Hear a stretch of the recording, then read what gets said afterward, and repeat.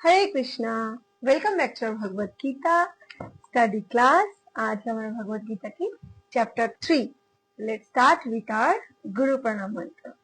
ओम अज्ञानतिमिरान्धस्य ज्ञानञ्जन शलाकया चक्षुरुन्मीलितं येन तस्मै श्री गुरवे नमः।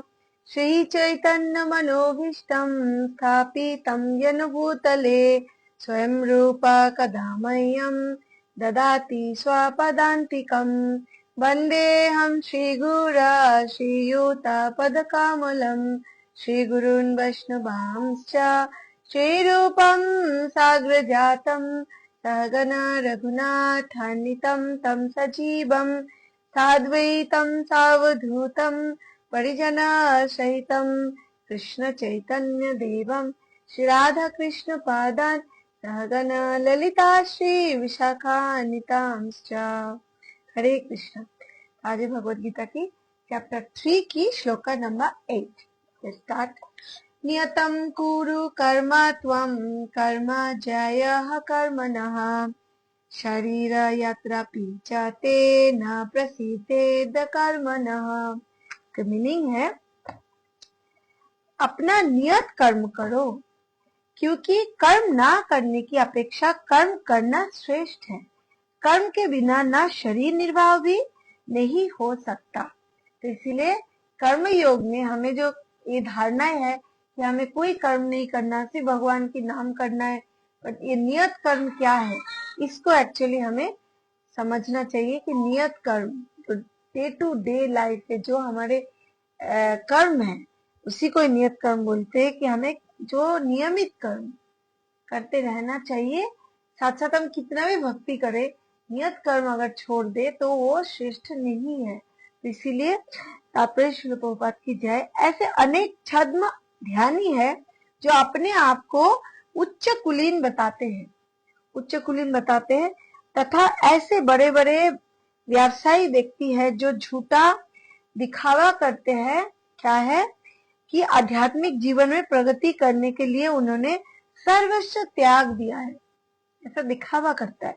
श्री कृष्ण ये नहीं चाहते थे कि अर्जुन मिथ्याचारी बने, क्योंकि लास्ट में यस्टरडे वी हैव रेड कि मिथ्याचारी किसको बोलते हैं, जो ऐसे दिखावा करना है, जो मन ही मन इंद्र तृप्ति की लालसा रखते हो और ऊपर से दिखावा करते हो मैं बहुत बैरागी बन गया हूँ, राइट। तो इस ऐसे व्यक्ति को मिथ्याचारी या तो चीटिंग प्रोपेंसिटी, जो ठगी बोला गया है। तो अर्जुन गृहस्थ था और एक सेनानायक था, अतः उसके लिए श्रेयस्कर था कि वह उसी रूप में गृहस्थ और क्षत्रिय के लिए निर्दिष्ट धार्मिक कर्तव्य का पालन करे। क्योंकि अर्जुन तो गृहस्थ था, ऐसा नहीं था सन्यास थे उनके, वाइफ बच्चे पत्नी ये सब नहीं था, राइट। तो गृहस्थ आश्रम में जो रहता है उसको वो आश्रम की जो कर्म होता है उसको करना अनिवार्य है, शास्त्र बोल रहे। उसको छोड़ के आप जंगल में चले जाके सिर्फ भगवान के नाम करना, ये गीता में कभी भी इसको नहीं बताया गया। ऐसे कार्य से संसारी मनुष्य का हृदय क्रमश विमल हो जाता है और वह भौतिक कलमश से मुक्त हो जाता है। जो आश्रम में रहो उसी आश्रम में धीरे धीरे आप अपने कर्तव्य को पालन करते रहो और साथ ही साथ भगवान की स्मरण करते रहे। तो क्या होता है, ऐसे व्यक्ति धीरे धीरे अपना शुद्धिकरण की प्रोसेस में वो आगे बढ़ जाते हैं और वो विमल हो जाते। विमल मतलब जिसके अंदर कोई मल ना हो, बिल्कुल शुद्ध। देह निर्वाह के लिए किए गए तथाकथित त्याग का अनुमोदन ना तो भगवान करते हैं और ना कोई धर्मशास्त्र करते हैं। आखिर देह निर्वाह के लिए कुछ न कुछ करना होता है, चाहे हम दूसरे के लिए कोई सेवा ना करें, लेकिन हमारे इस शरीर को निर्वाह के लिए, जैसे इसमें शरीर को नहाना, शरीर को साफ रखना, शरीर को थोड़ा बहुत फिट रखना, ये अपने के शरीर को निर्वाह के लिए भी कुछ न कुछ कर्तव्य कर्म हमें करना ही चाहिए। नहीं तो अगर शरीर ही ठीक नहीं है तो हमारा आत्मा फिर कैसे, किसके जिस आश्रय में बैठ के आत्मा कार्य करते हैं उसको तो हमें प्राधान्यता देना ही चाहिए। तो आखिर ये हो गया, इस जगत का प्रत्येक व्यक्ति निश्चय ही प्रकृति पर प्रभुत्व जताने के लिए अर्थात इंद्र तृप्ति के लिए मलिन प्रवृत्ति से ग्रस्त रहता है। ऑलवेज एवरीवन वांट्स कि मैं बॉस बनूं, कोई अपना दास नहीं बनना चाहता। तो इसीलिए सब चाहते कि मेरे बात सब सुने, मैं ही लीडर रहूं, मेरे अंडर सब रहे, मैं जो बोल रहा हूँ वो सब करे। लेकिन ये तभी होता है जो अगर वो उसके अंदर ये अच्छा प्रजा, मतलब राजा तभी अच्छा बनता है जो अच्छा प्रजा की भावना रखते हो, प्रजा अच्छा, जो प्रजा का ध्यान रखता हो, प्रजा सुलभ मेंटालिटी जिसका रहता है ना। तो उसी तरह अगर बॉस बनना है तो उसको जो जिसके अंदर, जिसके ऊपर उसको प्रभुत्व जताना है, उसके भावनाओं को भी समझना बहुत जरूरी होता है। तो नियत कर्म द्वारा ऐसे किए बिना मनुष्य को चाहिए कि तथाकथित आत्मवादी, अध्यात्मवादी योगी बनने तथा सारा काम छोड़कर अन्य पर जीवित रहने का प्रयास ना करे। अपना कर्म कभी, भगवान ने बोले कर्म योग है ये, अपना कर्म कभी छोड़ने बोला ही नहीं। कर्म तो करना ही चाहिए, इसको नियत कर्म बोला गया, जो हमें नियमित रूप से हमें करना चाहिए। ऐसे नहीं आज किया, जैसे हमारे माताएं घर पे खाना बनाते हैं तो वो तो डेली करते हैं, कोई कुछ भी बोले हमें उतना नुक्स निकालते करते फिर भी करते। जो जिसका काम एलोटेड है वो उसको डेली बेसिस पे वो स्वतः उसको करना है चाहिए। तो इसीलिए यहाँ पे वो शरीर का चाहे निर्वाह करो या तो जो आपसे से जुड़ा हुआ है उसको सर्व करो, लेकिन जो नियमित कर्म है हमें वो अवॉइड करके फिर उसको छोड़ के मैं बहुत, मतलब यहाँ पे एक छोटा सा उदाहरण ऐसे भी हो सकता है कि जैसे घर पे अगर मेरी व्यवस्थाएं ठीक नहीं है तो वहां पे ही हम मैनेज करने में सक्षम नहीं है, तो फिर मंदिरों में जा जाके सेवा करना वो भी कहा, एक गृहस्थ के लिए वो भी अलाउ नहीं कर रहे भगवान। क्योंकि आप तभी मंदिर जा सकते हो जब आप घर पे आपकी जो लोग हैं वो बिल्कुल संतुष्ट है ना। हालांकि कभी कोई संतुष्ट नहीं होता, लेकिन मिनिमम, एक्चुअली मिनिमम थोड़ा सा बैलेंस्ड वे में है। तो घर पे बच्चे अगर है वो भूखा ना रहे, मैं मंदिर में चले जाओ कथा सुनने के लिए, ये कभी एक्चुअली अलाउ नहीं किया शास्त्र ने। इसीलिए हमें पहले अपने नियत कर्म पर ध्यान देना चाहिए, उस कर्तव्य कर्म जो है हमारे साथ वो पहले करना चाहिए, जो जिस पोजीशन में हो। राइट, नेक्स्ट श्लोक, यज्ञार्थात् कर्मणो अत्र लोकायं कर्म बन्धनः तदर्थं कर्म कौन्तेय मुक्ता संगः समाचर। ये श्री विष्णु के लिए यज्ञ रूप में कर्म करना चाहिए और अन्यथा कर्म के द्वारा इस भौतिक जगत में बंधन उत्पन्न होता है। और अतः हे कुंती पुत्र, उनके प्रसन्नता के लिए अपने नियत कर्म करो, इस तरह तुम बंधन से सदा मुक्त रहोगे। तो हम जो कर्म कर रहे हैं, जो नियत कर्म मतलब जो हमारे जो ड्यूटीज है, तो वो कर्म करने में हमें किसकी मेंटालिटी ये होना चाहिए कि हमें विष्णु जो सब कुछ हमें दे रहे, तो उसको प्रसन्नता के लिए हम कर्म करें, है ना। श्री विष्णु के लिए यज्ञ रूप में कर्म करना चाहिए। ये यज्ञ है, ये बोलते सब कुछ, विवाह यज्ञ है, दान एक यज्ञ है, भगवान की नाम करना एक यज्ञ है। तो सारे कर्म ये हमें, अगर हम इसको उस मेंटालिटी से ना करें, कुछ पाने के लिए करें और विष्णु की प्रसन्नता के लिए ना करेंगे तो क्या होगा, कर्म, वही कर्म बंधन का कारण बन जाता है। तो हमें तो धीरे धीरे मुक्त होना है। हम अगर बनते जाए तो बंधनों में फंसते जाएंगे, तो फिर ये उलझनों में और फंसते जाएंगे। इस बंधन जैसे इस जगत से हमें बाहर निकलने की जो रास्ता है वो है कृष्ण भावना भावित होना। तो अगर हम उस वे में, उस सारे डोर क्लोज है, अगर कृष्ण भावना भावित होता है तो हमारा बाहर जाने की डोर ओपन हो जाता है।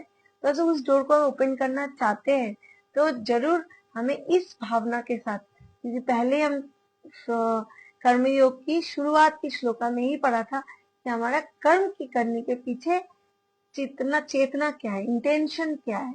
राइट, तो इसीलिए तात्पर्य श्रील प्रभुपाद की जय।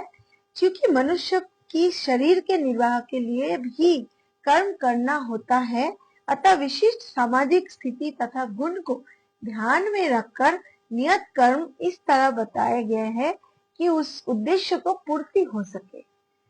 क्योंकि यज्ञ का अर्थ भगवान विष्णु है, तो यज्ञ मतलब भगवान विष्णु, इसका मीनिंग है सारे यज्ञ भगवान विष्णु की प्रसन्नता के लिए ही है। वेदों का आदेश है यज्ञ वे विष्णु। दूसरे शब्दों में चाहे कोई निर्दिष्ट यज्ञ संपन्न करे या प्रत्यक्ष रूप में भगवान विष्णु की सेवा करे, दोनों से एक ही प्रयोजन सिद्ध होता है। अतः जैसा ही इस श्लोक में संस्तुत किया गया है, कृष्ण भावना भावित यज्ञ ही है। तो अगर कोई कृष्ण भावना भावित हो रहा है कृष्ण भावना भावित में कार्य कर रहा है, वो आपने विष्णु को प्रसन्नता ही किया है। अगर कोई जैसे हम खाना बनाया, तो अगर ध्यान में रख के करें ये विष्णु को पहले भोग लगेगा, उसका प्रसाद हम पाएंगे, तो विष्णु की संतुष्टि के लिए खाना बन गया, ये कर्म हो गए, ये एक यज्ञ हो गया। तो ऐसे ही जो भी हम करें, जो भी कार्य करें, तो ये विष्णु की संतुष्टि के लिए ही करना चाहिए, ऐसा सोच होना चाहिए, तो जाके हमारी सब कुछ सही होता है। वर्णाश्रम धर्म का भी उद्देश्य भगवान विष्णु को प्रसन्न करना। कल हम बताए थे 4 वर्ण है, 4 आश्रम है, और ये वर्णाश्रम प्रथा अगर हमारा नहीं सिस्टमेटिक वे में चले तो ये इनडिसिप्लिन हो जाते समाज तथा सबके अंदर, खुद को भी खुद भी बिखर जाते हैं, और खुद से मतलब इंसानों से ही तो समाज बनता है, तो समाज में भी इनडिसिप्लिन बहुत ज्यादा दिखाई देता है। 4 वर्ण 4 आश्रम ये फॉलो ना हो पाए तो। अतः भगवान विष्णु की प्रसन्नता के लिए कर्म करना चाहिए। इस जगत में किया जाने वाला अन्य कोई कर्म बंधन का कारण होगा। अगर विष्णु को प्रसन्नता के लिए छोड़ के हम कोई भी कार्य कर रहे हैं, तो इट मीन्स ये हमारे बंधनों के कारण है, मतलब उस कर्म के फिर फल होगा। जैसे कि कौन सा कर्म होता है, जैसे मुझे पुत्र चाहिए, तो पुत्र के लिए हम एक यज्ञ करते हैं कि मुझे भगवान पुत्र दो, मुझे चाहिए, मेरे वो सेवा करेगा, मुझे देखेगा, है ना। तो ये क्या होगा, अपने लिए हम मांग रहे, तो ये बंधनों के कारण कि पुत्र मांगो, फिर पुत्र आएगा, फिर पुत्र को मतलब पालन करके उसको बड़ा करना पड़ेगा, उसके लिए आपको सेवा देना पड़ेगा, फिर वो आपको करेगा कि नहीं करेगा, इट इज एक्चुअली हमें पता ही आजकल क्या हो रहा है। तो इसीलिए अगर अपने इंद्रिय, अगर इस भावना को हम ऐसे करें, पुत्र चाहिए, लेकिन उसे भी भगवान एक भक्त पुत्र दे, हम उसको भक्ति में साथ में मिलकर भक्ति करेंगे, भगवान की जो हमारे मेन सुप्रीम गोल है उसको अचीव करेंगे साथ में मिलके, तो ये भावना हो जाती है कि हाँ एक भगवान के लिए हम मांग रहे हैं, नहीं तो खुद के लिए मांगना, यज्ञ करना, ये फिर बंधनों के कारण हो जाएगा, क्योंकि उस बंधनों में फिर फंसते जाएंगे। तो आफ्टर ऑल आपको धीरे धीरे यहाँ पे हम भौतिक जगत है, ये दुखालयम अशाश्वतम, ये टेम्पररी है, इसमें आप परमानेंट नहीं है। ये जगत कहीं ना कहीं हमें लगता है कि वह 100 साल जी लिया तो कितना, मतलब बहुत आयु हो गया, एक्चुअली ब्रह्मा जी का भी एक दिन न एक दिन मृत्यु होता है, इसीलिए यहाँ पे मृत्यु की संसार है। हाँ, यहाँ पे सब जीव का मृत्यु है, और मृत्यु होगा मतलब हमारा कोई भी परमानेंट नहीं है, तो नॉन परमानेंट चीजों के लिए फिर बंधनों में फंसना ये कोई बुद्धिमानिता तो नहीं है, राइट। यही महान कर्म कौशल ऐसा कर्म करता है तो वह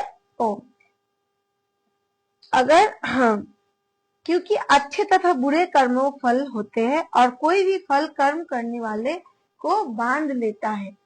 तो अतः कृष्ण को प्रसन्न करने के लिए कृष्ण भावनावित होना होगा, और जब कोई ऐसा कर्म करता है तो वह अत्यंत कुशल मार्गदर्शन की आवश्यकता होती है।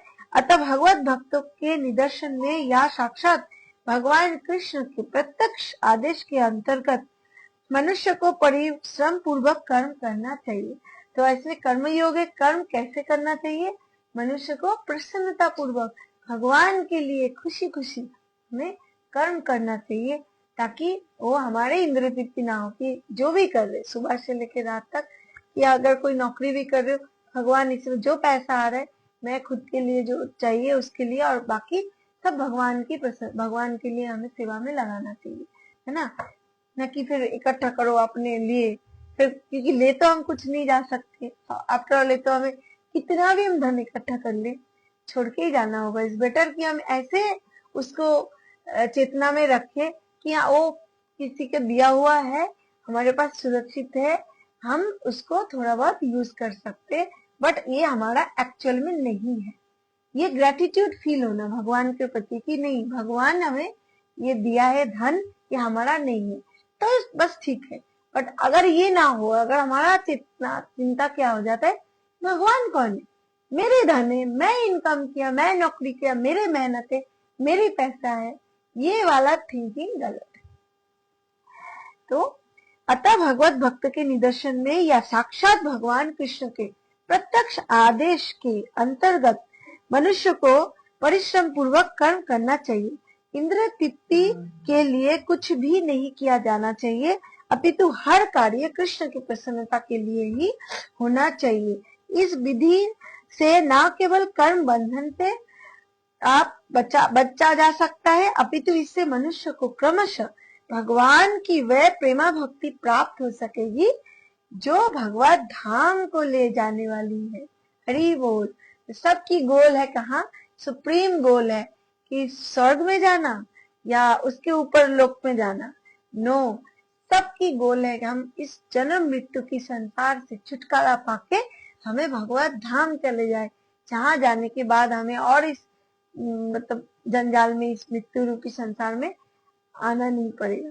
तो अगर उस गोल को अचीव करना चाहते हैं हम वास्तव में, तो हमारे जो चेतना होना चाहिए कैसे हम कर्म करें, वो बंधन की कारण न बने, बंधन की मुक्त बने। और वो कैसे बनेगा, भगवान इस दो श्लोका में बता दिया क्लियरली कि सब कर्म करो भगवान की प्रसन्नता के लिए, अपने खुद के लिए नहीं।